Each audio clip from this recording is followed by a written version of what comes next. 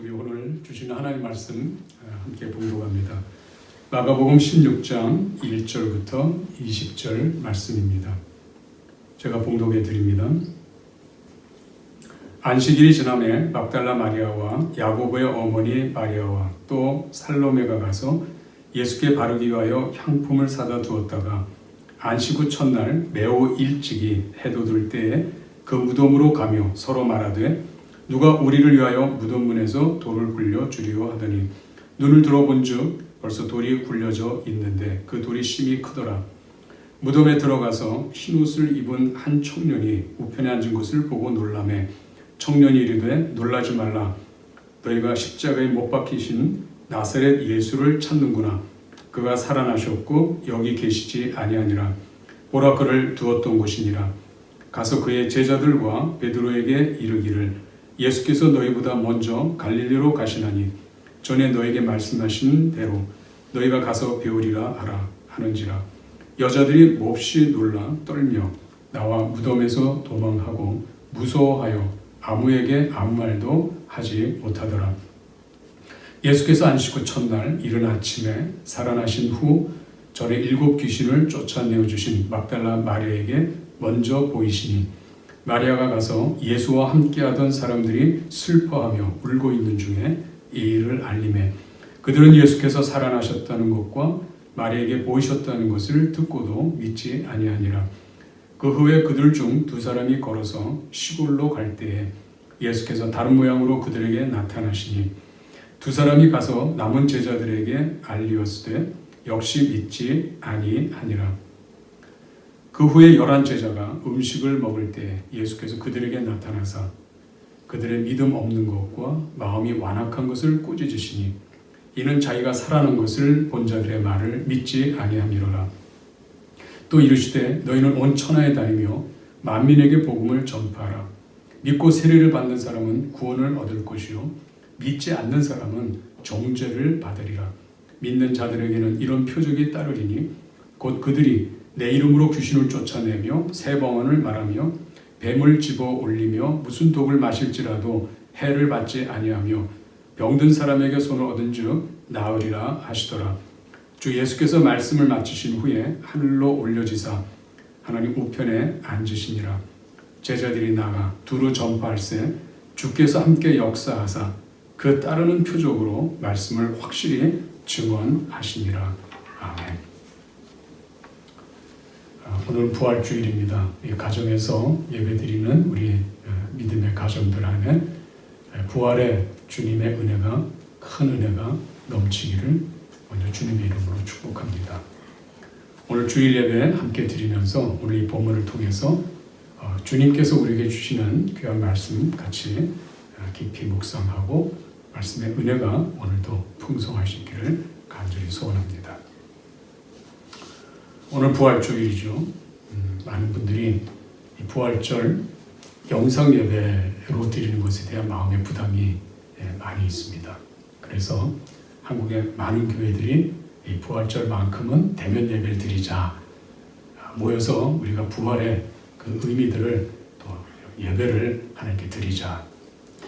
부활이 얼마나 우리 교회와 우리 신앙에 중요한지 코로나 바이러스라는 이 상황 또 자택 격리하는 이런 기간인데도 불구하고 다 같이 모여서 우리 예배해야 된다. 그것이 마치 우리의 믿음의 표현인 것처럼 또 신앙인 것처럼 그렇게 강조되는 그런 경향이 있습니다. 물론 우리가 담대함이 필요하죠.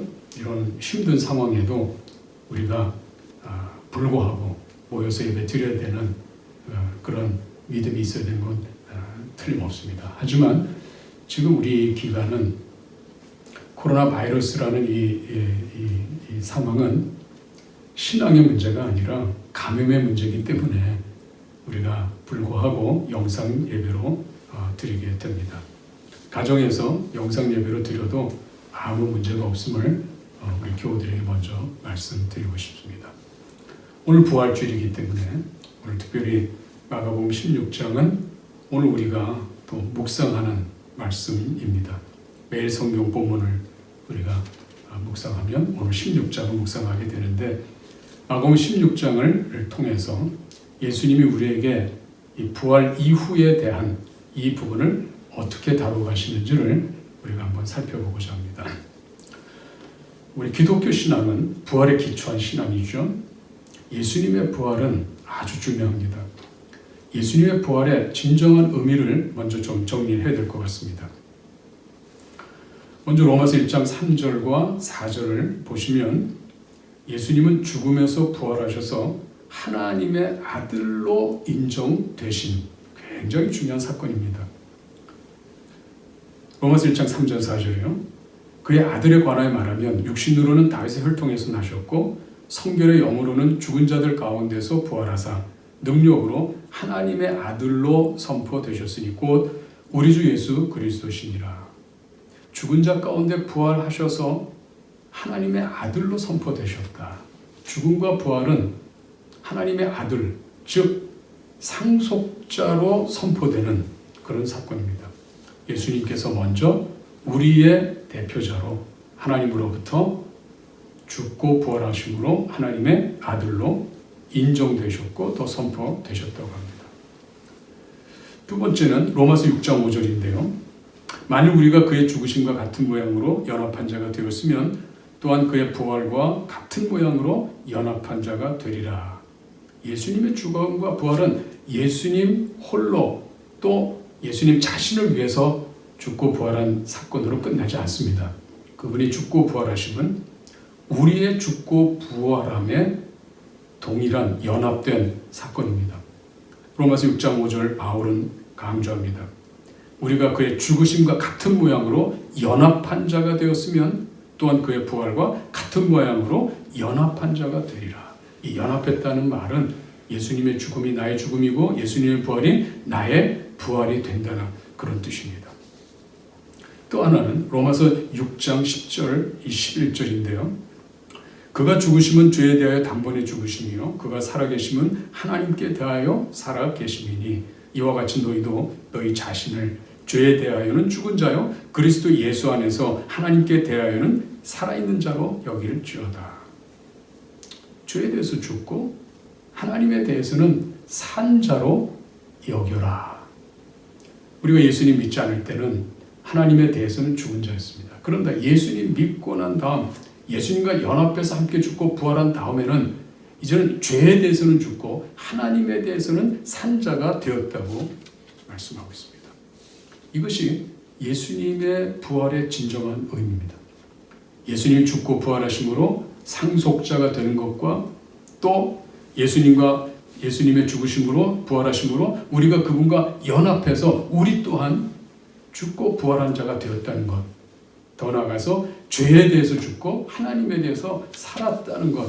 이것이 오늘 우리 기독교, 특별히 우리 교회가 가지고 있는 믿음이며 신앙입니다. 그래서 이 부활절은 부활절 절기의 의미로 끝나서는 안 되고 이것은 예수 믿는 이 신앙은 우리 신앙의 가장 기초, 가장 기본이 되는 출발점이 되는 아주 중요한 사건이요. 또 우리에게 이루어진 영적인 현실입니다. 그래서 부활하신 예수님을 믿어야 된다는 이 사실이 얼마나 우리에게 중요한지 오늘 16장 1절부터 20절에 예수님이 부활의 참된 예수님의 뜻 이것이 설명되어 있는 것을 우리가 볼 수 있습니다. 오늘 본문을 좀 살펴보실까요? 마가복음 16장은 두 부분으로 나뉘어지고 있습니다. 1절부터 8절까지요. 또 하나는 9절부터 20절까지입니다. 특별히 이 구분은 9절에 보시면 그 앞에 여러분 막대기가 냈을 거예요. 가로, 큰 대가로라고 하죠. 이 대가로가 9절 앞에 있고 그 다음에 20절 끝에 있습니다. 아주 특별한 표시입니다. 왜 이렇게 표시를 하고 있을까? 사실 이 마가복음 저자는 마가가 썼을 텐데 마가가 16장 8절까지 쓰고 그 뒷부분은 다른 분이 여기에 추가했다라고 하는 그런 생각 때문에 이 가로를 쳤습니다. 물론 마가가 쓴 글인데 나중에 이 글을 더 붙일 수도 있죠. 누가 그렇게 했는지 아무도 모릅니다. 하지만 고대 사본들이 있는데요. 마가복음 고대 사본들이 있는데 중요한 신빙성 있는 사본들이 있는데 이 두 가지로 나뉘어집니다. 그래서 이 둘을 사실은 구분해서 16장 8절까지만 있는 사본이 있고 20절까지가 있는 사본이 있는데 이 둘을 다 포기할 수 없습니다. 그래서 오늘날 우리가 보는 성경에는 가로로 특별히 구분해서 이렇게 기록해 놨습니다. 하지만 저는 오늘 이 본문 읽으면서 뒷부분의 9절부터 20절은 앞에 문장의 흐름에 전혀 문제가 없다고 저는 개인적으로 이 본문을 살펴보고 있습니다. 먼저 오늘 본문을 통해서 우리가 중요한 것 확인할 필요가 있습니다. 첫째는 예수님의 죽음과 부활은 확실하다 하는 것입니다. 오늘 짧은 1절부터 8절 기록에 보면 예수님의 죽음과 부활이 확실하다는 이 표현들이 곳곳에 나타나고 있죠. 먼저 예수님의 죽음에 대해서 확인할 수 있는 게 어디죠? 1절에 보면 안식일이 지남에 막달라 마리아와 야곱의 어머니 마리아와 또 살로메가 가서 예수께 바르기 위하여 향품을 사다 두었다가 안식 후 첫날 매우 일찍이 해 돋을 때에 그 무덤으로 가며 했습니다. 여기 1절에 보면 1절과 2절 사이에 보면 무덤에 찾아갔다고 했고요. 또 하나는 향품을 준비했다고 했고요. 또 하나는 2절 끝부분에 보면 3절에 보면 서로 말하되 누가 우리를 위하여 무덤 문에서 돌을 굴려주리요 하더니 이 무덤 문을 열어야 된다고 이 표현이 되어 있습니다. 왜 이런 표현이 나올까요? 예수님 분명히 돌아가셨기 때문에 이런 표현들이 나오고 있죠. 예수님이 돌아가시지 않았다면, 죽지 않으셨다면 사실 이 표현들은 다 그냥 소설처럼 쓰여진 글밖에 안 됩니다. 근데 분명한 기록이 있습니다. 예수님이 죽었다는 사실이 분명하게 지금 여기에 표현되고 있습니다. 향품이 왜 필요합니까? 왜 무덤을 찾아가고 있습니까? 왜 무덤문이 열려야 그 향품을 사용할 수 있다고 생각하면서 이 여자들이 왜 염려하고 있습니까? 이것은 예수님께서 죽으셨다는 것을 분명하게 나타내는 그런 표현들입니다. 또 뿐만 아니라 예수님이 부활했다는 것도 확실하게 이 짧은 본문 안에 표현되고 있습니다. 이 4절을 보시면 눈을 들어본즉 벌써 돌이 굴려져 있는데 그 돌이 심히 크더라. 무덤에 들어가서 흰옷을 입은 한 청년이 우편에 앉은 것을 보고 놀라매 청년이 이르되 놀라지 말라. 너희가 십자가에 못 박이신 나사렛 예수를 찾는구나. 그가 살아나셨고 여기 계시지 아니하니라. 보라 그를 두었던 곳이니라. 우선 무덤 안에 있어야 할 예수님의 시신이 없는 거예요. 보이지 않는 겁니다. 또 하나는 천사가 지금 증언하고 있습니다. 오늘 이 본문에서는 흰옷을 입은 한 청년이라 이렇게 되어 있는데 흰옷을 입은 청년이 흰옷을 입었다는 것이 그 표현입니다. 다른 복음서에는 천사라고 분명히 언급하고 있습니다.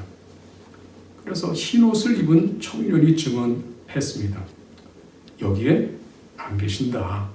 왜냐하면 예수가 살아나셨다. 이렇게 세 여자들에게 지금 말하고 있습니다. 특별히 한 가지 더 우리가 보실 것은 6절에 보면 청년이 이르되 놀라지 말라. 너희가 십자가에 못 박히신 나사렛 예수를 찾는구나. 그가 살아나셨고 여기 계시지 아니하니라. 보라 그를 두었던 곳이니라. 가서 그의 제자들과 베드로에게 이르기를 예수께서 너희보다 먼저 갈릴리로 가시나니 전에 너에게 말씀하신 대로 너희가 거기서 배우리라 하라. 지금 안 계신 게 아니라 그분은 지금 먼저 갈릴리에 가서 제자들을 기다리고 계신다, 이런 메시지예요. 예수님이 부활하시지 않았다면 이 말씀은 거짓말이 됩니다. 하지만 지금 이 흰옷 입은 한 청년, 즉 천사가 분명하게 언급하고 있죠. 세 여자들에게 가서 그의 제자들과 베드로에게 이르기를 예수께서 너희보다 먼저 갈릴리로 가시나니 전에 너에게 말씀하신 대로 너희가 거기서 배우리라 하라. 즉 무덤에 있어야 할 예수님, 그러나 무덤에 보이지 않습니다. 그런데 무덤에 보이지 않을 때 사실 이 순간은 뭐 옮길 수도 있고요. 다른 데 또 무덤으로 옮길 수 있고 또 예수님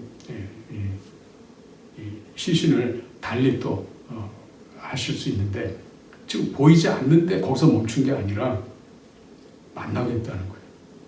제자들을 만나시겠다는 거예요. 바로 이 부분은 예수님의 부활을 분명하게 알려주는 말씀이 됩니다.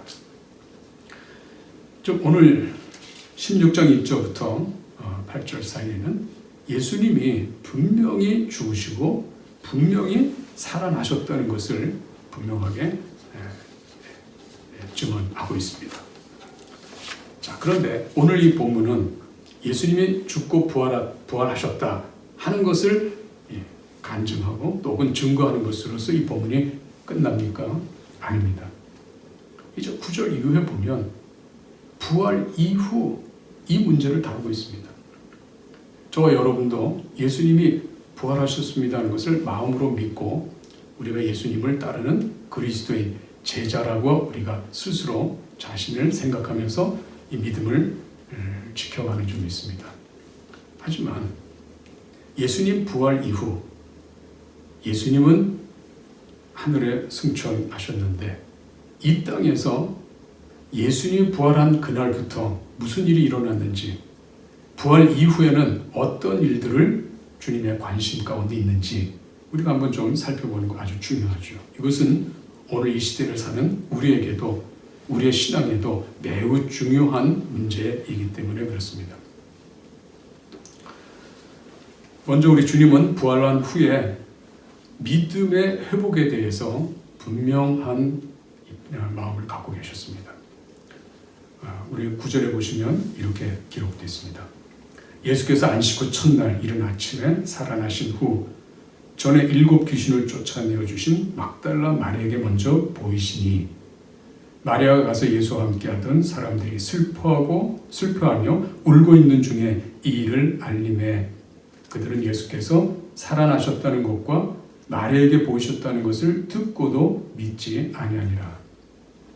예수님께서 부활하신 후 그 누구보다도 제일 먼저 만나주신 분이 막달라 마리아입니다. 예수님의 기라성 같은 제자들 그들이 아니고 막달라 마리아였어요. 막달라 마리아는 여기에 이제 뭐라고 기록되어 있습니까? 어떻게 소개하고 있죠? 9절에 전에 7 귀신을 쫓아내어 주신 막달라 마리아에게 먼저 보이시니. 왜냐하면 이 막달라 마리아는 지금 무덤에 지금 예수님의 시신이라도 향품을 발라드릴까 해서 찾아왔던 여자죠. 그런데 뜻밖의 지금 무덤 안에 흰옷을 입은 한 청년이 이 말하는 얘기를 듣고는 오늘 이 8절에 보면 다 놀랐습니다. 8절에 여자들이 몹시 놀라 떨며 나와 무덤에서 도망하고 무서워하여 아무에게 아무 말도 하지 못하더라. 예수님의 죽음, 예수님은 이제는 죽으셨다는 이 생각만으로 무덤을 찾아왔던 여자들이 예수님의 살아나심에 대한 얘기를 들었을 때, 또 그 얘기를 하고 있는 무덤 안에 있는 흰옷 입은 한 청년을 보았을 때 놀라고 떨고 도망하고 무서워했고 아무 말도 하지 못하는 그런 상황이 됐습니다. 물론 다른 복음서에는 바로 이 예수님을 만난 이 여자들, 또 특별히 막달라 마리아가 제자들에게 찾아갔다, 즉시 찾아갔다 이런 표현이 나오죠. 바로 그 부분이 9절인데요. 이 구절은 후대에 쓰여졌다라고 하기도 하지만 사실 연장선상에서 예수님께서 부활하신 후 가장 필요한 부분이 뭔가를 지금 설명하는 거예요. 그것은 우선 막달라 마리아의 믿음을 회복시키는 겁니다. 예수님은 죽으신 분이 아니라 죽고 부활하신 분이라는 것. 그리고 부활하신 예수님을 가장 먼저 보고 확신을 갖고 이제는 부활하신 예수님에 대한 믿음을 갖도록 하신 것. 이것이 막달라 마리를 향한 예수님의 의도였어요. 저는 이것을 일어서는 믿음이다, 이렇게 이름을 좀 붙이고 싶어요. 무서워서 떨고 도망하고 아무 말도 못했던 바로 이 막달라 마리아. 그러나 예수님을 만난 이후에는 머뭇거리지 않고 일어나서 제자들에게 달려가고 있습니다. 어찌 보면 예수님께서 제자들에게 먼저 나타나셔서 베드로 혹은 야고보, 요한 이런 분들이 막달라 마리아에게 예수님의 부활을 설명하고 확신시켜야 되는데 이것이 거꾸로 되어 있어요. 누가 누구에게 예수님 부활을 증거하고 있죠? 막달라 마리아가, 그것도 7귀신 쫓아내 주신, 7귀신이 들려서 예수님이 쫓아내 주신 그 막달라 마리아가 예수님의 부활을 증거하러 제자들을 만나러 간다. 대단하지 않습니까? 당대 예수님의 훈련을 받았던 제자들이 나선 게 아니라 예수님을 보고 목격했던 막달라 마리아, 그가 부활을 증거하기 시작합니다. 예수님이 살아나셨다고 증언하기 시작합니다. 오늘 우리 교우들, 나는 누구인가? 나는 보잘것없는 인생을 사는 사람이다. 나는 다른 사람 비교했을 때도 내세울 만한 어떤 것도 있지 않다. 관계없습니다. 관계없어요. 예수님의 부활을 증언할 수 있는 사람은 부활신앙을 가진 사람이 할 수 있는 일입니다. 예수님이 살아나셨다는 것을 믿는 자는 누구든지 막달라 마리아처럼 그 자리에 일어서서 제자들에게 증언하고 많은 사람들에게 예수님 부활을 말할 수 있다는 거예요. 두려움 가운데 있는 막달라 마리아가 일어난 것처럼, 그래서 제자를 향해서 걸어간 것처럼 우리 교우들도 한 번 더 그 자리에서 일어나시기를 바랍니다. 부활신앙으로 일어나시기를 바랍니다. 또 뿐만 아니라 12절에 보면 예수님께서 두 사람을 만나 주십니다. 이분들은 11 제자가 아니고 그래도 또 예수님을 따르던 제자 부류에 속했던 분입니다. 12절이요. 그 후에 그들 중 두 사람이 걸어서 시골로 갈 때에 예수께서 다른 모양으로 그들에게 나타나시니 두 사람이 가서 남은 제자들에게 알리었으되 역시 믿지 아니하니라. 이 두 제자들은 지금 예루살렘의 제자들과 함께 교제하다가 이제 예수님이 죽으셨으므로 이제 더 이상 의미가 없고 또 제자들과 함께 할 이유가 없기 때문에 아마 고향으로 돌아가는 것 같아 보입니다. 여기 보면 시골로 갈 때 이렇게 했습니다.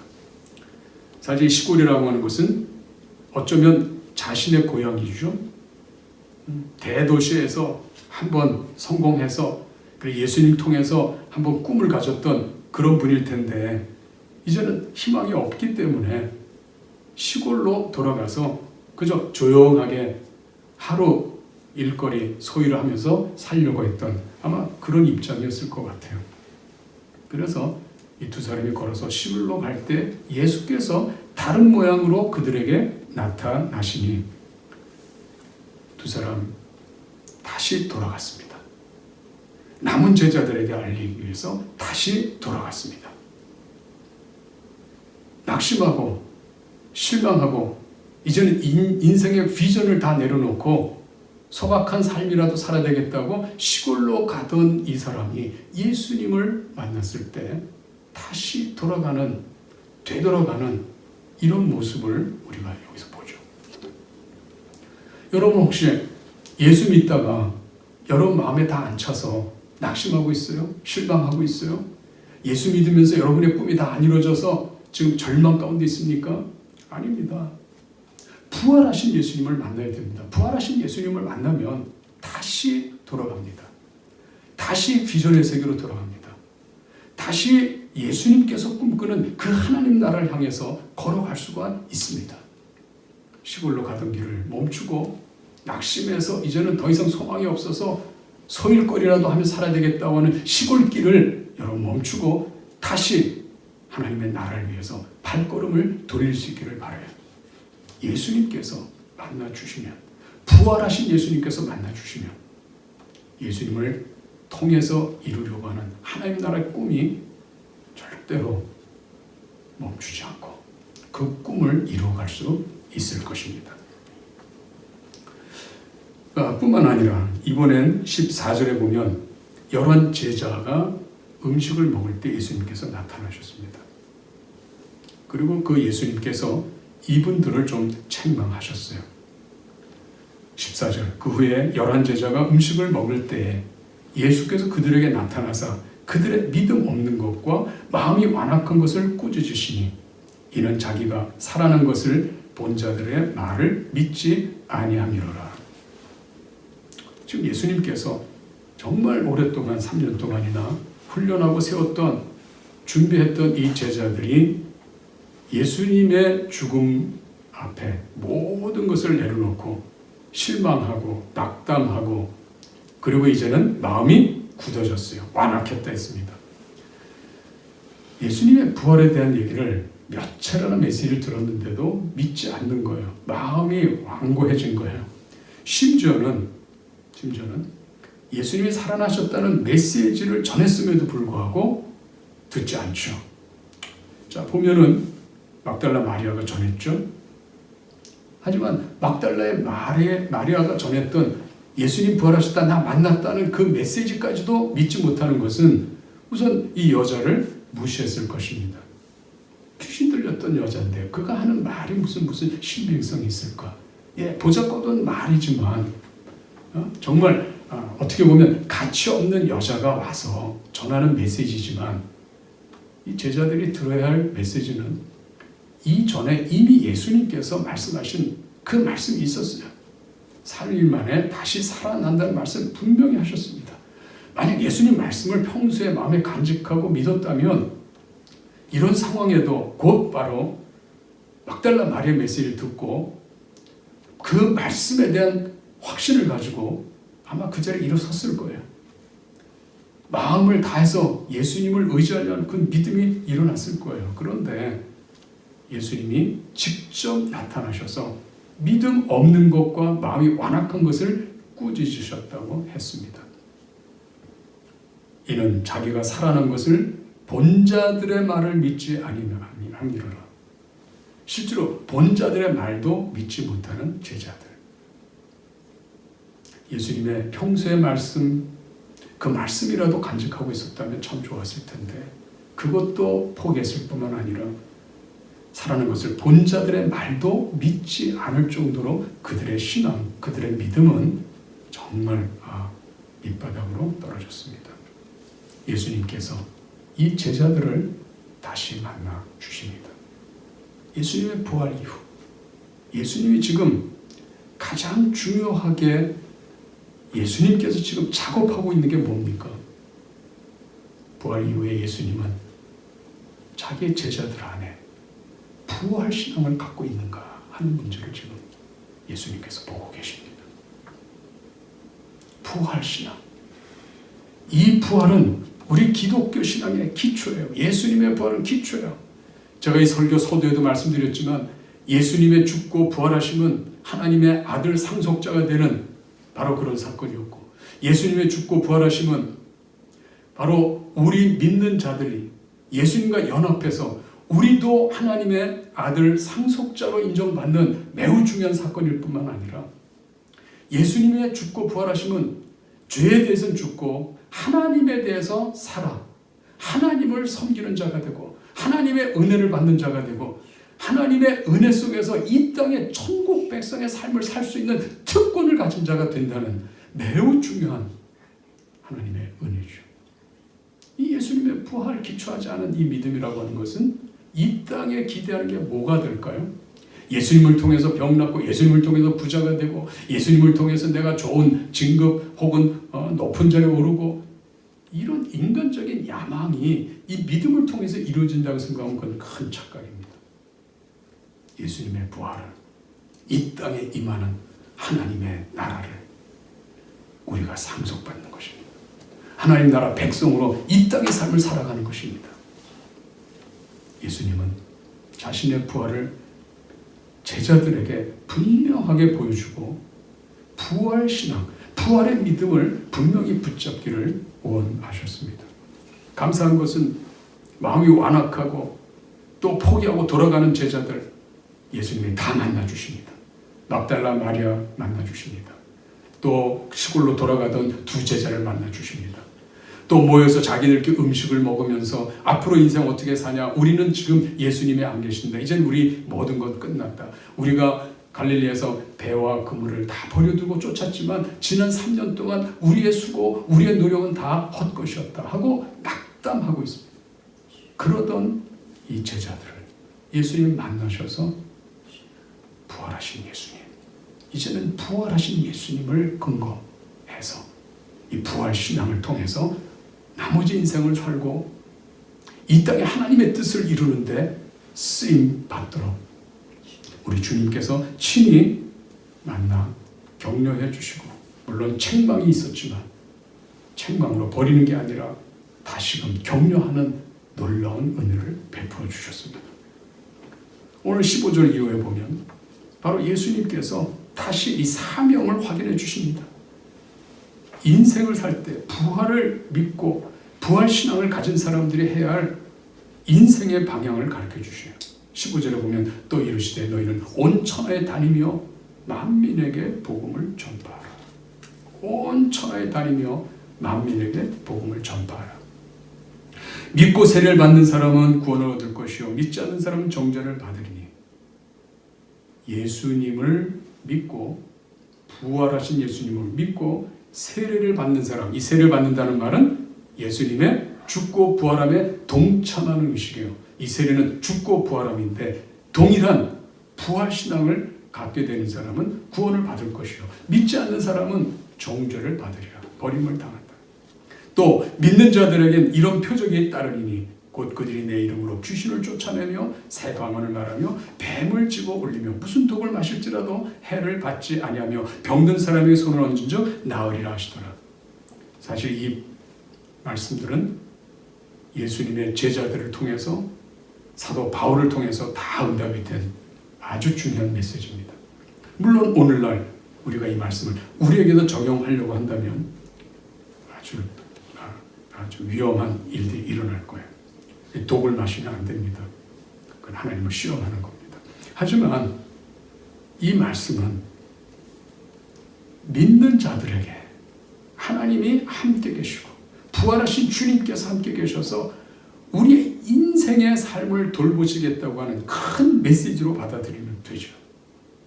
마귀를 쫓아낸다는 것은 이 땅에 하나님의 나라가 이루어졌을 때 마귀의 권세를 하나님 예수님께서 다 깨시고 만왕의 왕이 되셔서 우리 가운데 임하셔서 우리를 지키신다고 하는 아주 중요한 예수님의 말씀이죠.